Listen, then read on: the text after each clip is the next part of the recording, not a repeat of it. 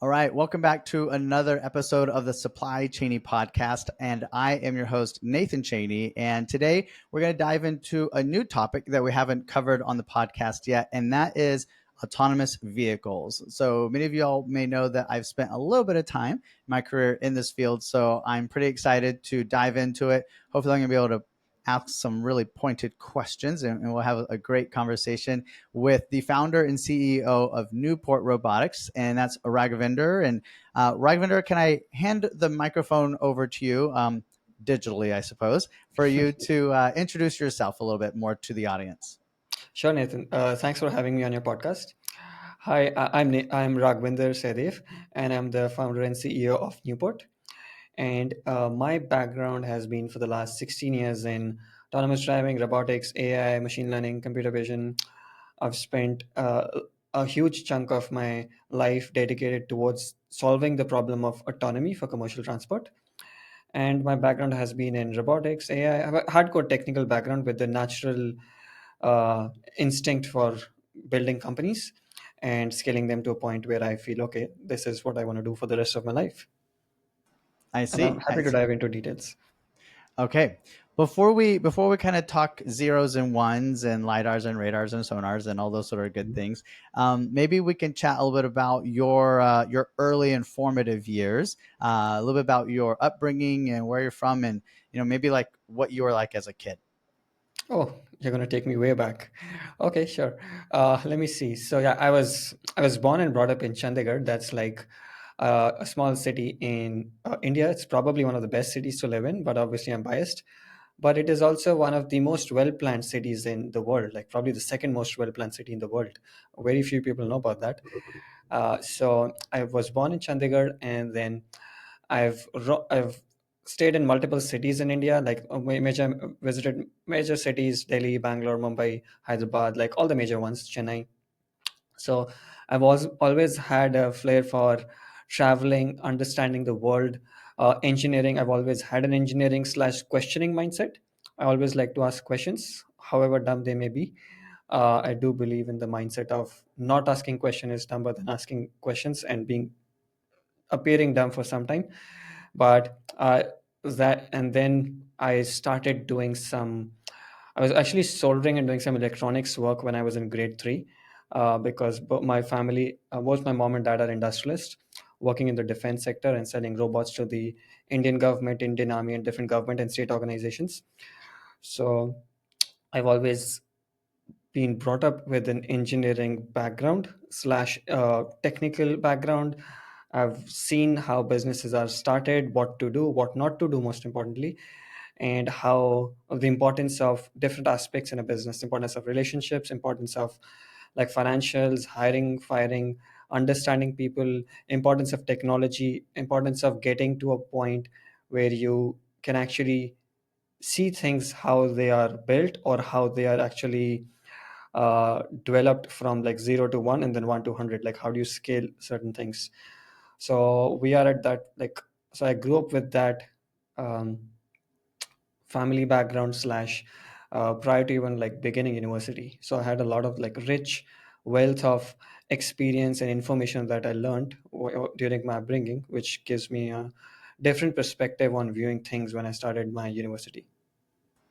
I'm curious, if thinking about your parents and stuff now, and what you've done with your life and your career, what's their perception? They must be somewhat proud that you seem to have been following in their footsteps a little bit.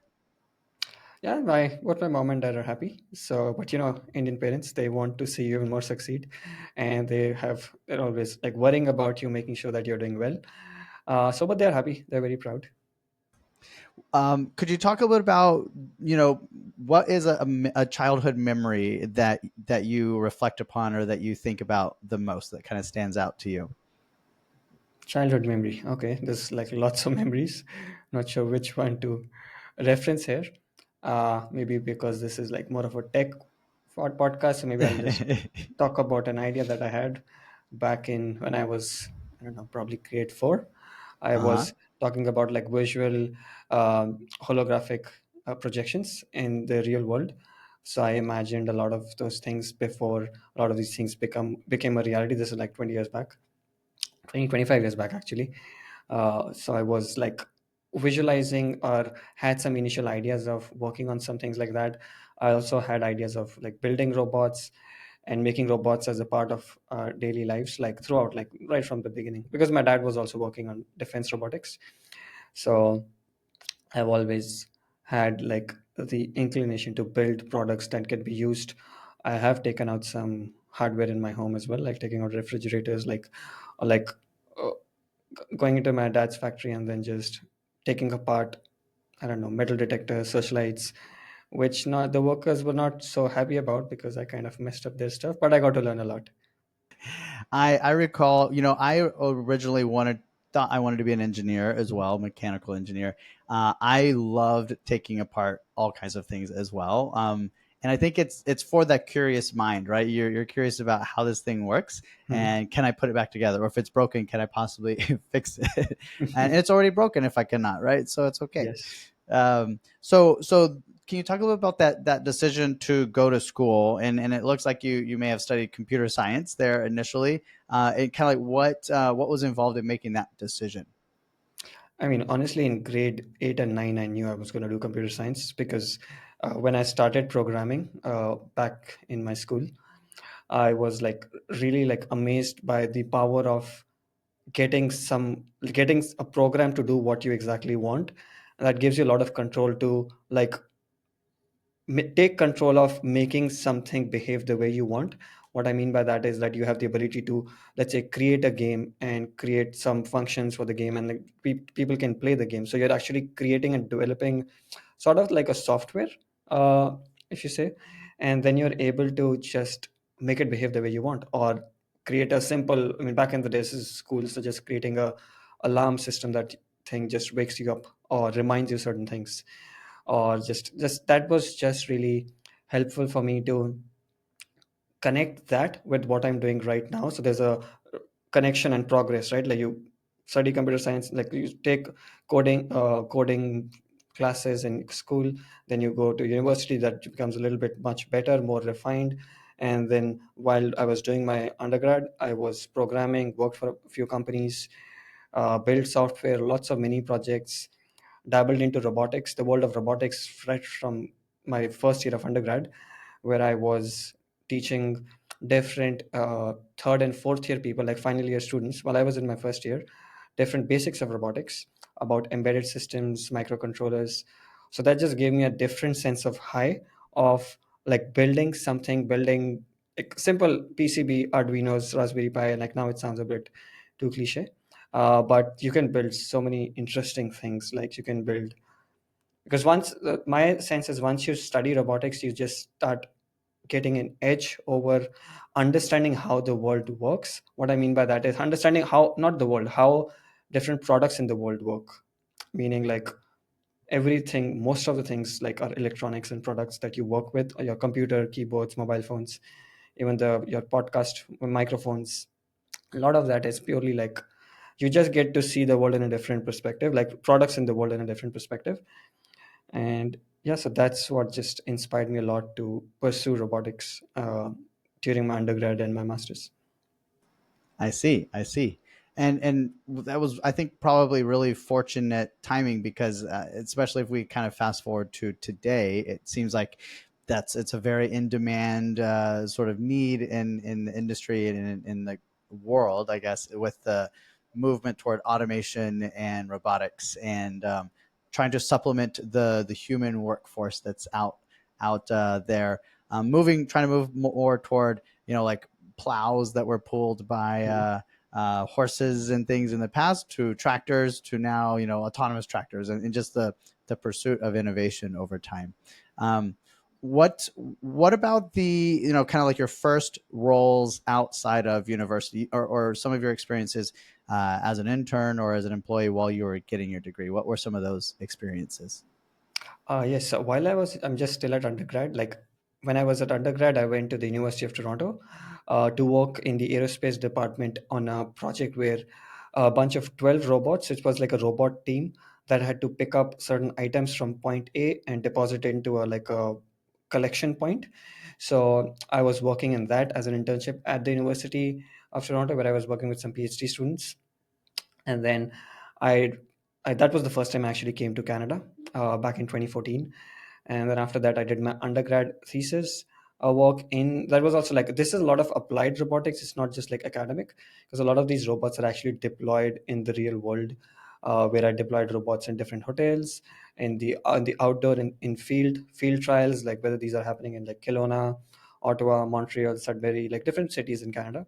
So I deployed different robots as a part of my undergrad. I was fortunate to have a really good and supportive supervisor during my master's, who gave me a lot of freedom to just go out and experiment and publish research.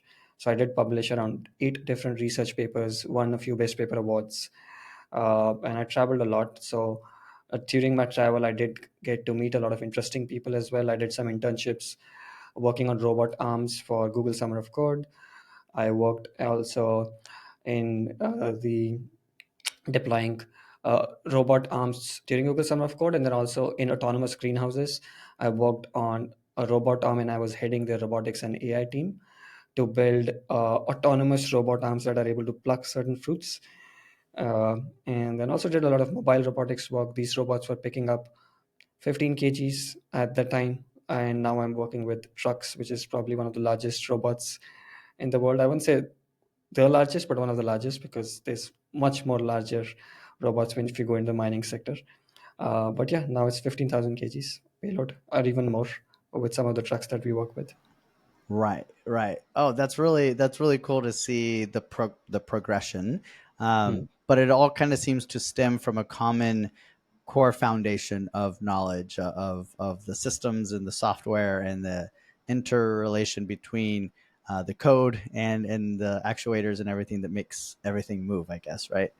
Yes. Um, can you talk through, as you've went through and kind of did those particular functions and had those experiences, what was your first sort of trial at entrepreneurship, and is Newport that first trial, or have you had other experiences?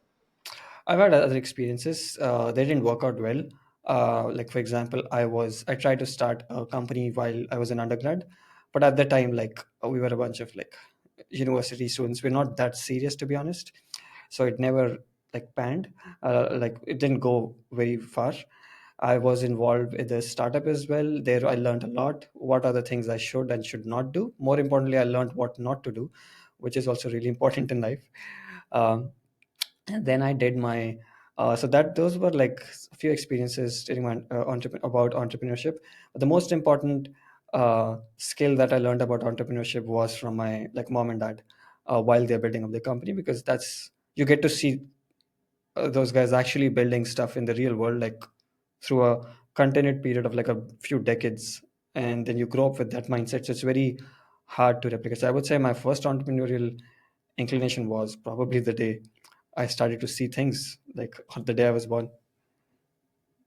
Yeah, yeah, that's right. It's an interesting perspective. I on sometimes I'm a little bit envious of those folks that got to grow up with parents that had businesses and that were building things, because you got to see and talk about that at dinner and at breakfast and at lunch, and you always had this exposure. But I think also from, in my experience, I didn't have that, and so I think that there can be something beneficial in that, because you aren't going to copy and paste the playbook of what you've seen done before. You're going to approach it with a totally different set of eyes, right? A different approach.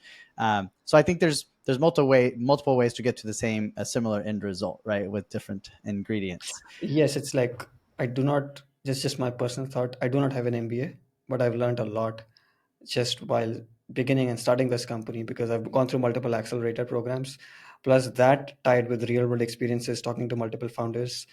So that just instills in you a different leadership style, I would say, or just like management style, or just a way of doing things that are not by the book, which is one of the reasons like Newport has been like pretty doing pretty well, and we are based in multiple geographies. We are getting a lot of good traction. So we put a good operational set of processes over the last couple of years. All of that Before helps.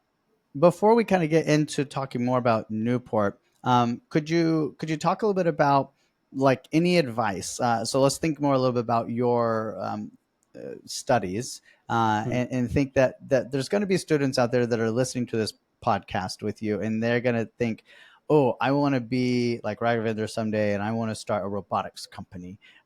What pieces of advice would you give to someone if they were just starting out on this journey and they wanted to be sitting where you are today? Okay. I mean, there's a lot of advice that people would give. I would always encourage anybody to listen to everything that they get advice, but don't need to necessarily take it, listen to it, but you don't need to act on it. Act on the ones that actually make sense to you, because lots of people will give you lots of advice, including the one that I'm actually give, but only take the one that actually makes sense to you, because there's a lot of people giving you good and bad advice. So you have to make a decision what makes sense and what does not make sense. Actually, that's my first advice to you, to students, that take all the advice, but use your own brain to see what makes sense and what does not make sense. Now, some of the other advices I would say: always be hungry for knowledge and learning. Learning never stops. If you're thinking you are like you've achieved a lot or you've learned a lot or you're one of the most intelligent people, that's the first step towards the death of learning and death of like just getting to the point where you can actually get. I would say travel a lot, travel to as many places as you can, get a different perspective on things. Because when you travel, that just opens up your mindset and you're able to see and view the world in a very different way than what you would if you were just confined to a specific geography. Let's say if I never left India or never left a specific part of India, I would not have the breadth or diversity in my thoughts as I now have, like having traveled to different cities, like all across US, Canada, South, Southeast Asia, different parts in Europe, Australia, Middle East. It just opens your mindset. Like just travel as much as you can, because that just helps. And then also like I would say passion should always be there. It should not be inspired. What I mean by that is like you should be passionate about things, what you want to do in life. And another piece is also understanding what you want in life is an incredibly important and underlooked question that a lot of people don't think about too much until it's too late. So understanding what you really want to do in life is a very important question, and the sooner you have clarity on that, the better it is. And a lot of people don't have clarity, which is fine. You just need to introspect more and see what does make sense and what does not make sense for you specifically. Everybody is different. Everybody was raised differently, so it's more about how you uh, based on what knowledge you gathered while you were growing up towards where you want to get, and how do you gather more and more knowledge, how do you meet the right people and build up some sort of a trajectory to where you want to be, where you are, and bridging that gap with ingredients, learning, meeting the right people, uh, giving it like hard work, smart work. There's no shortcuts to hard work. People say hard to smart work, smart not hard. I don't buy that. You got to work both hard and smart. So obviously smart work is important. You don't want to be like working just hard. That doesn't make sense, but nothing substitutes hard work. I agree, and I like your idea of kind of building up this network of knowledge and people and all these sort of things. And I'm sort of sensing that you've got to get to a particular critical mass where you have all of that, and you kind of have enough to make the next jump forward, at the right time, and in a way that meets the passion and what you want to do with your life. So with that, let's maybe kind of talk a little bit about NuPort Robotics then, which is your current venture. Can you guys tell us about what the original idea and inspiration was for forming and starting it?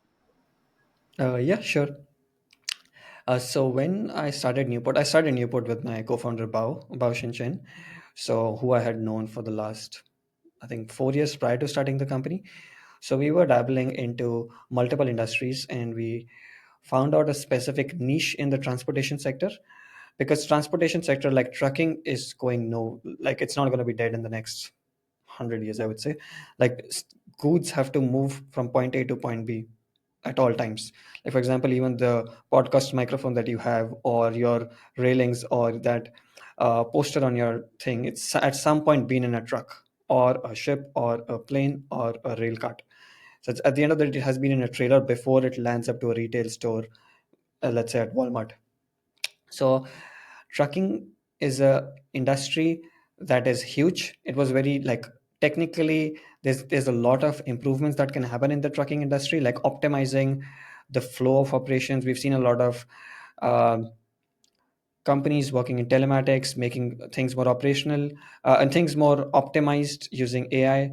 So I started looking at trucking back in 2019, 2020, and we started talking to a lot of companies, and we realized that autonomous trucks is the way to go, because there's a lot of, without them the cost of, imagine like with autonomous trucking you can reduce the cost of transportation, which then means that you and I are paying lesser for a pack of chips or a pack of chocolate, or your next grocery bill is going to go down by a little bit initially but then a lot in the future. And safety, improving lives of people, how you can actually, because it's a well-known fact that commercial trucks, when they come with an accident, the repercussions are huge, causes a lot of damage, causes loss of life, which is the saddest part. So the one of the most important things, like our focus is to make sure that when we deploy our autonomous trucks, it is, these are the safest trucks on the road, whether it's on a private road or a public road. We want to make sure that we are able to, number one, first priority is to get these trucks operational in the safest possible way at all times. If safety is not there, we do not deploy. That's golden rule number one at Newport. Number two is then only then we start thinking about how we can save dollars for our customers, because safety comes more important than any sort of dollars that we could save, because the cost of life, you cannot put a dollar figure on anybody's life. So that's the most important thing for us. Second, then we start thinking about optimizing operations for our customers. How can you save, like optimize the routes, optimizing the driving patterns, which is, it's a well-known fact between the best and the worst drivers, the delta can be upwards of 35% in terms of fuel. So we've conducted tests where we're able to save fuel cost when we've compared our autonomous driving stack versus existing uh, manual driving, where we've seen cost savings up to 20%. And we've also driven like thousands of autonomous kilometers, I would say, with in multiple use cases. So like we've deployed these, I don't know, across lots of geographies now, both in US and Canada. So yeah, I'll just take a pause there. Okay. I think though that you have a specific sort of approach of kind of a retrofit versus an OEM type of way to go to market with the Mhm. technology. Can you talk a little bit more about that strategy specifically? Yes. So the intention for doing retrofit approaches, because that gives the ability for us to work with the existing fleet of trucks that these customers are running, and that's more like seamless integration to the customer operations. And we've gotten a really good feedback from pretty much all the customers that we've spoken with, that allows us to retrofit these trucks in a cost effective manner, scale these quicker, and get to market much quicker than if we were to own the truck, or if we were to, like, we're not relying or depending on an external third party. When we retrofit these trucks, we are able to retrofit their vehicles with cameras, lidars, radars, computers that get installed on the truck, and then we have a computer that sits inside the cabin of the truck, which is all the intelligence that allows these trucks to drive autonomously.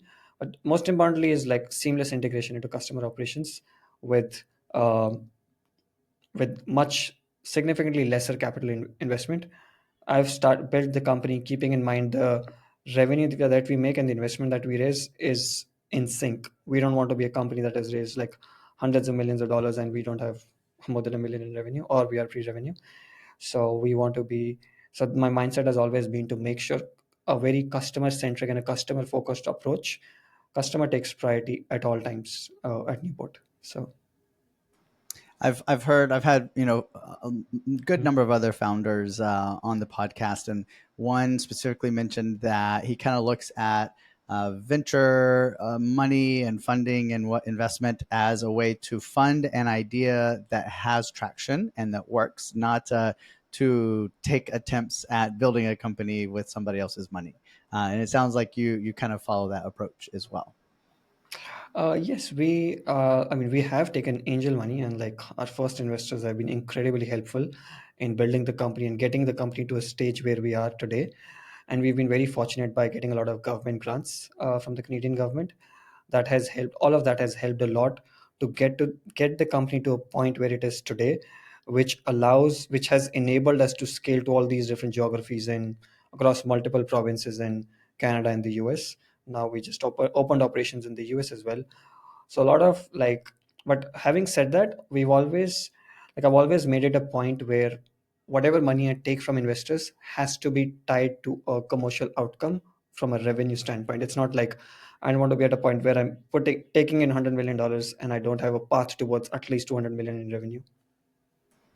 Interesting. That seems like a nice rule of thumb or recipe there.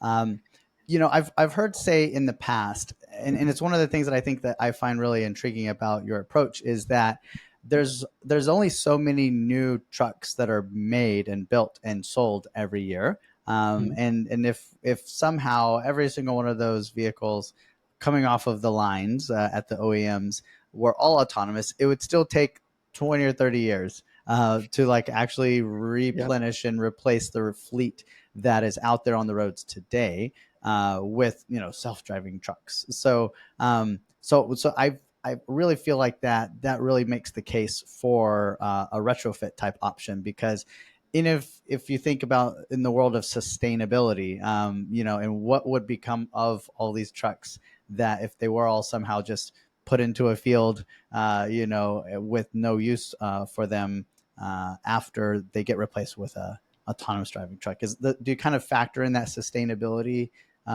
piece as well? 100%. Like at Newport, we keep, like I said, safety first, and then we also want to take care of the environment at the end of the day.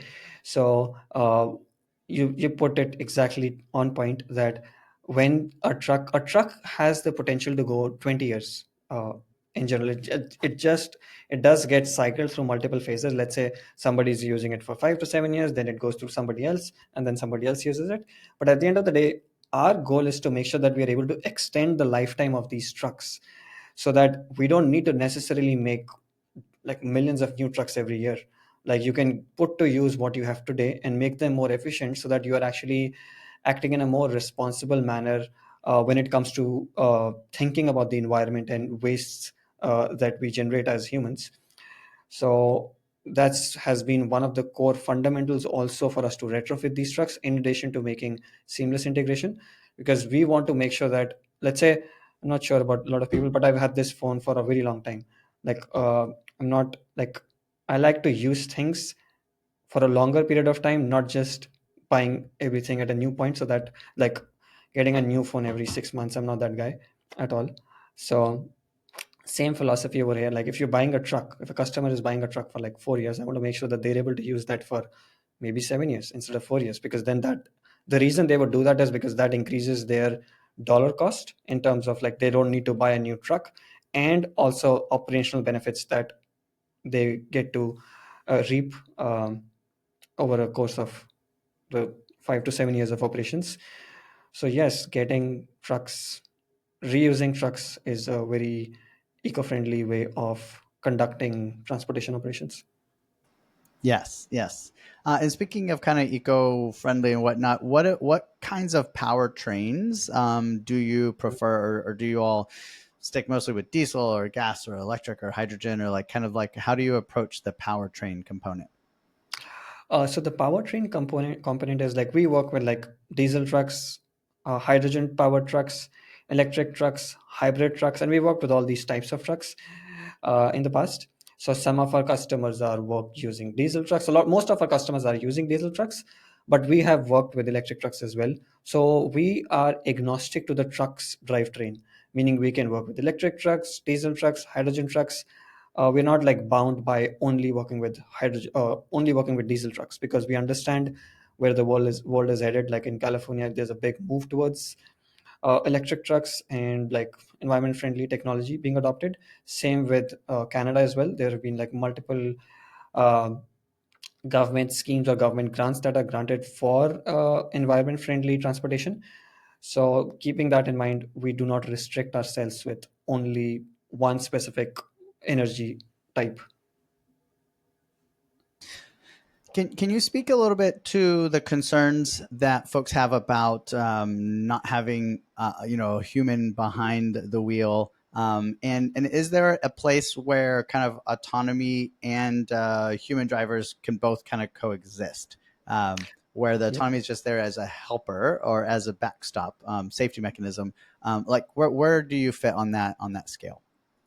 So our final goal is to be going level for autonomy in remote sites where there's significant driver shortage. So in the absence of autonomous trucks, like the economy of that particular region geographically is not going to prosper as much because we work in like remote sites, like in really places where there's not a lot of people, not a lot of people want to live on. People in general don't want aspire to become truck drivers. Like I'm talking about the modern generation. So over a period of time, in the absence of autonomous trucking technology, it's going to be really hard for economies to like move freight. Or even today, there's a lot of trucking companies that are shutting down operations because the fuel prices are rising, driver costs are rising. There's not enough drivers to move freight. So all of this together leads to a much bigger problem for the general public, where if they're not able to get a certain number of things in a store like Walmart, it's going to start impacting economy. Like imagine the grand scheme of things, and the effects are not going to be like immediate next year. It's going to take like a gradual period of time. But what I'm getting to is that technology and humans need to go hand in hand. So it's like it's not that if tomorrow autonomous driving technology comes, all truck drivers disappear. That's just an unrealistic thing that a lot of people are afraid of. It's going to be a gradual process, like over like decades before this technology is fully widely adopted. And nature of jobs change. So when you had a calculator that was uh, you had a calculator, but then you started having spreadsheets, so that got rid of certain skills. Even like earlier, like muscle power was more important. So but once you started having machines, that skill got deprioritized. Same with AI. When you're getting, and now we're talking in the world of generative AI, LLMs, LVMs, all of that is going to, yes, make a lot of jobs obsolete. Like I'm not even talking about autonomous driving here, I'm talking about like general AI. So a lot of thought has to be put into play, where how you deal with the economy where humans and AI can work hand in hand.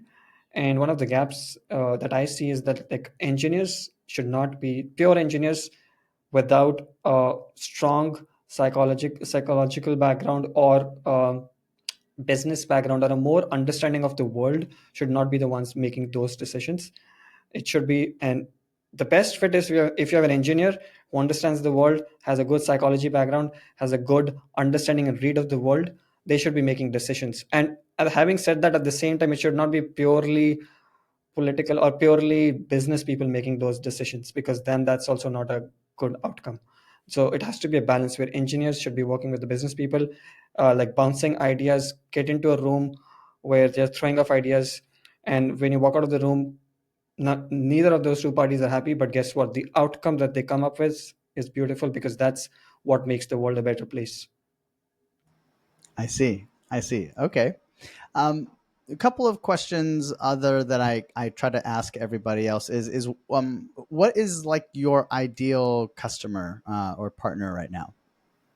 So our ideal customers are currently would be somebody who has operations for these trucks operating in a private site, like a geofenced area, where uh, the organization owns the land, uh, and that, because that significantly de-risks the deployment of autonomous technology, because suddenly you do not need to worry about significant unpredictability or a lot of edge cases that happen. We are able to make them address them much easier, and we are able to get to a point where we can deploy functionally safe uh, autonomy on these trucks. And that comes with customers operating in private sites, whether it's rail terminals, distribution centers, in the forestry sector or in the mining sector, like private roads, where we do not need to have a lot of high amount of edge cases or unpredictability, as you would see in like a downtown city road, whether it's like downtown San Francisco, downtown Toronto, or any city's downtown roads. I'm kind of curious about the economics of autonomous vehicles, and maybe we'll kind of leave it after this question here. Um, but because the Waymos and everybody else of the world, that there's just so much, and Nvidia is creating the chipsets for this kind of thing. It seems like autonomy is becoming more accessible and more accepted. Can you kind of comment on that? Yes, absolutely. Like right now, I'm doing this podcast from San Francisco, and I've been taking Waymos all the time. So, but it's going at a pace where it's gradually getting public acceptance, but it's really about how do you make this technology in a way that it can spread quicker, and we can start reaping the benefits of this. So it really is about um, public acceptance, knowledge dissemination of what are the actual benefits of autonomy. So knowledge dissemination is a very important piece over here. So the public needs to know transparently what is the status of this technology, how hard it is, when it's coming. Because in the absence of that, they feel, okay, autonomy is coming tomorrow, next at my doorstep at a high scale, which is, yes, it's happening in some cities, but it's not like deployed at scale today. And especially when you talk about trucking industry, it's not deployed at scale at all because nobody has solved the problem at scale yet. There Yeah, have yeah, been yeah. like tests, driverless deployments from multiple companies, but we do not have a system where we are deploying hundreds and thousands of these trucks at scale in different geographies. So, and that's also one of the reasons we want to take this in a very realistic manner, where we are deploying on private sites, because we know that problem is significantly more tractable, and the market is big enough for us to focus on private sites, make a system that actually works, and then talk about deploying on public roads. Yeah, it seems logical. Seems very logical to me. Well, maybe here is a good place to part for today. But before we do that, could you just take a moment and any topics or any subjects that we didn't uncover today that you want to make sure to share with the audience? Take a second and kind of talk through those and then go on from there. Yeah, sure. One topic that I want to bring up is that I'm always accessible over LinkedIn. So the reason I do a lot of these things, like these podcasts, is also make an outreach to any fellow entrepreneurs, students, anybody that requires help. I'm always available to take phone calls, give back to the world, because a lot of people have helped me to get to a point where I am. So it's only natural that I give back. So I'm happy to help any fellow entrepreneurs, any fellow students who are looking to start a company or anything, even on a technology side. I've done this multiple times in the past over the last more than a decade. So I'm always happy to give back to the world. So if anybody needs any help or support, how to start a company or things like that, I'm happy to do that. Another call to action is also switching gears, now wearing my Newport hat on. If you're a customer that's looking to automate your trucks, get in touch with us. We are at the point where we are in the process of getting these uh, to a point where we can commercially deploy these at scale. So if you have a trucking fleet that is looking to be automated, get in touch with us. Reach out on LinkedIn or email with the link on the screen. Awesome. Thank you. Excellent. Well, thanks for your time today. I enjoyed getting to hear about how you were doing this engineering and tinkering around as an engineer as a child. And so that was really fun to hear about. And wish you the best of luck with everything that you've got going on with Newport now. And have a great rest of your week. No, thanks a lot, Nathan. It's great speaking with you.